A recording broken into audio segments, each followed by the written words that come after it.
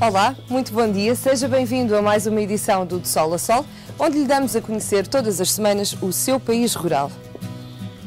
O programa de hoje dá-lhe a conhecer a pesca da lampreia em Mação, os avieiros pelas margens do Rio Tejo e ainda o funcionamento do Formar, um centro de formação de pescadores. Pelo meio vamos estar à conversa com João Serrano, coordenador do projeto Cultura Avieira a Património Nacional. Se ficou curioso, continue desse lado, acredito que vai valer a pena. A pesca da lampreia em Mação está ameaçada. A comunidade pescatória da zona acusa uma construção turística de dificultar a subida do peixe nesta região.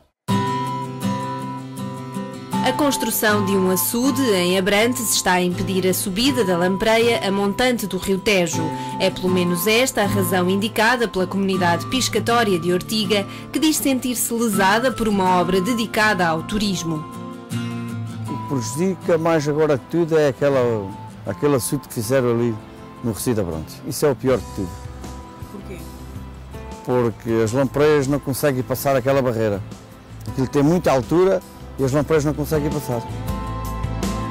Arquimedes Vidal é um dos 8 pescadores da comunidade de Ortiga, mas noutros tempos eram mais de 20 os homens que se dedicavam à pesca desta iguaria. Manuel Fontes, antigo pescador e mestre calafate, recorda-se bem da altura em que as lampreias abundavam nas margens deste rio. Isto foi sempre terra de pescadores, e de muitos, e faziam a vida deles aqui no rio. E agora, como é que tem visto? Agora, cada um teve que vestir e depois esta barragem, mas mesmo assim havia muitos pescadores. A seguir aqui à barragem, agora é que foi lá o paredão, aí é que foi o pior de todo. Em 2004 foi instituída uma zona de pesca profissional entre Ortiga e o Rocio de Abrantes. Passados 3 anos, a autarquia decidiu construir um açude para impulsionar a prática de alguns desportos náuticos nesta região. A comunidade pescatória aqui de Ortiga está-se a sentir lesada, e muito bem, porque, quer dizer, o grupo que está a promover toda esta contestação, as pessoas que são contestatárias, não querem de maneira nenhuma que se tire de lá o açude, já que se gastaram ali tantos milhões. O que pretendiam era que, minimamente, fosse dada a possibilidade, entre os meses de dezembro, digamos assim, dezembro, janeiro, fevereiro, março, abril, princípios de maio, até fim de abril, que o açude baixasse, porque aquilo é um açude insuflável, tem comportas que podem baixar. Esta comunidade defende que, se as comportas do açude se mantiverem abertas entre os meses de outubro e maio, o problema fica resolvido. A autarquia de Abrantes garante que tudo está a ser feito para que os pescadores não saiam prejudicados.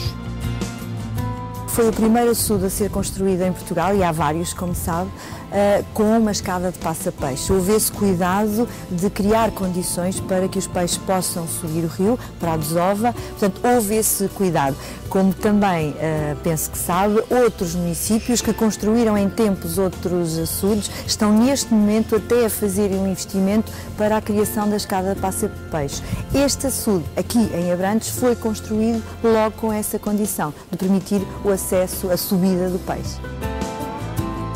A Câmara Municipal de Abrantes garante que os problemas levantados em torno deste açude não passam de uma falsa questão e que o turismo não foi colocado como prioridade em relação às comunidades pescatórias desta zona, que se dedicam à pesca da lampreia.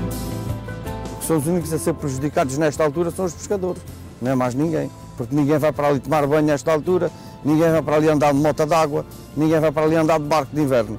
Quando chega a fins de setembro,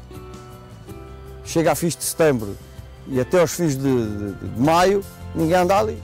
Que havia muito, mas muito, porque grandes cardumes, nós, a feira, grandes cardumes, com o calor.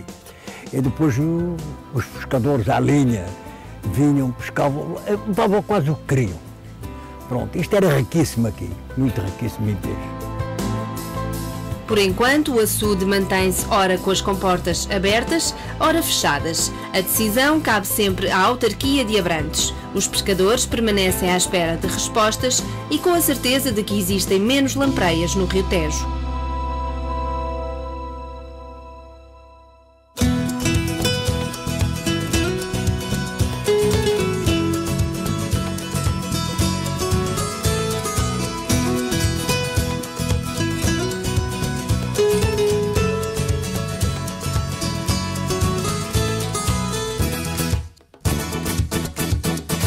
ficaram conhecidos como avieiros por terem vindo da praia de Vieira de Leiria e se terem instalado ao longo do Rio Tejo no início do século XX.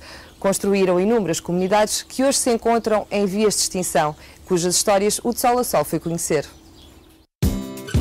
Ao final da manhã, Inácio Fernandes lança as redes pela última vez.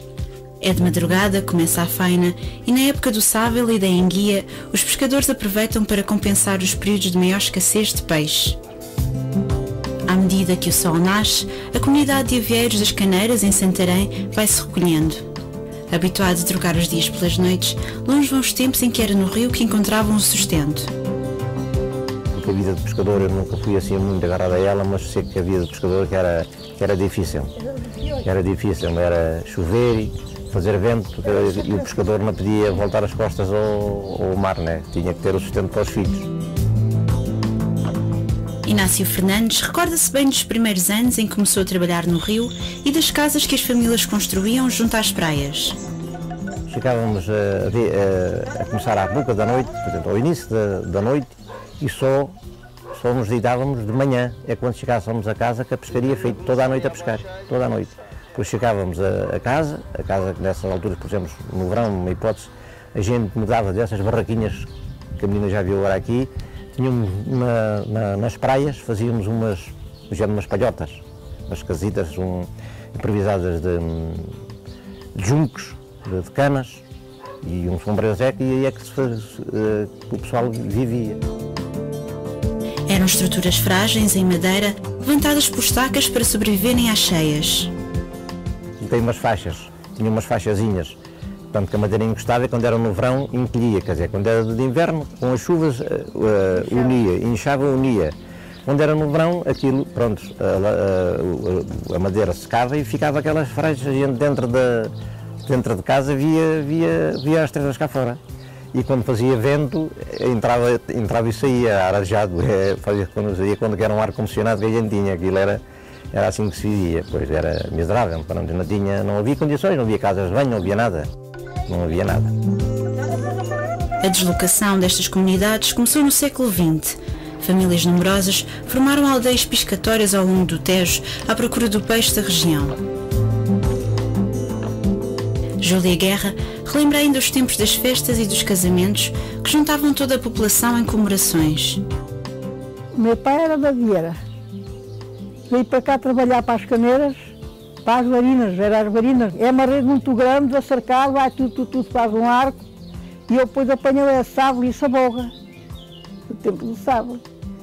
Ele veio para cá trabalhar e arranjou casamento com a minha mãe, casaram. Para Joaquim Pelarigo, a infância foi passada no rio, onde aprendeu a arte da pesca. Aos 82 anos, guarda ainda na memória os tempos de pobreza vividos. Eu apanhava muito peixe mais do meu pai, e depois no outro dia de manhã a minha mãe levava para Santarém para vender na praça. Era no tempo da fome. No tempo da fome a minha mãe ia para Santarém para trazer pão para a gente comer, era um quarto de pão a cada pessoa. Era por caderneta, era uma coisa. E o nosso comer era chamava a gente papas. Era farinha.